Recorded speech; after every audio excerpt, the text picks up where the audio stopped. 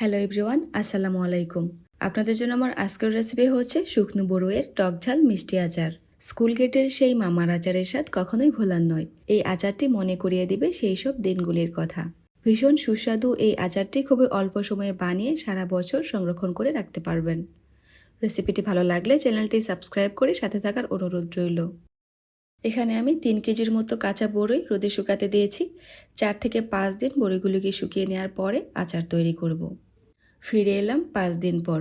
বড়িগুলো খুব ভালোভাবে শুকিয়ে গেছে। আর শুকনো অবস্থায় এখানে এখন প্রায় 1 কেজির মতো বড়ই হয়েছে। এখন এগুলোকে 3 থেকে 4 বার হাত দিয়ে ঘষে ঘষে ভালোভাবে ধুয়ে নেব, যাতে বড়ইয়ের গায়ে কোনো ধরনের ধুলাবালি অবশিষ্ট না থাকে। সবগুলো বড়ই ধুয়ে নেওয়া হয়ে গেছে, আর সাথে সাথে এগুলোর বোটা ছাড়িয়ে নিয়েছি। এখন বড়িগুলোকে 5 মিনিটের মতো সেদ্ধ করে নেব। চুলায় একটি প্যান বসিয়ে পর্যাপ্ত পরিমাণ পানি ফুটিয়ে নিয়েছি। এখন এই পানির মধ্যে বড়িগুলো দিয়ে দিচ্ছি।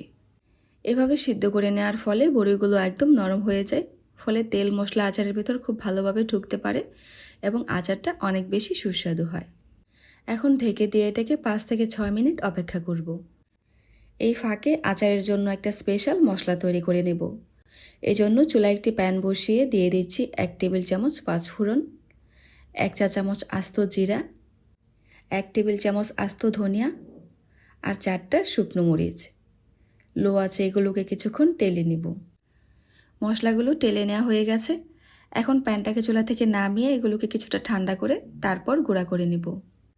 ব্লেন্ডারের জারে নিয়ে মশলাগুলোকে কিছুটা আধা ভাঙা করে গুঁড়া করে নিলাম। এখন একটা সাইডে রেখে দেব।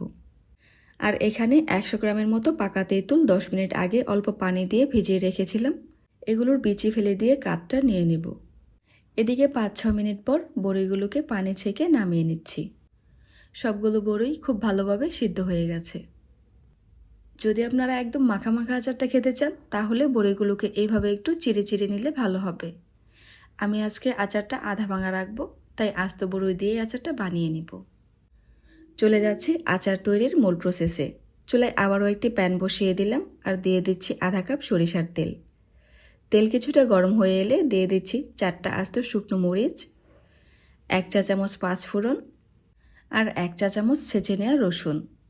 এই মশলাগুলোকে মিনিট খানেক ভেজে নিব।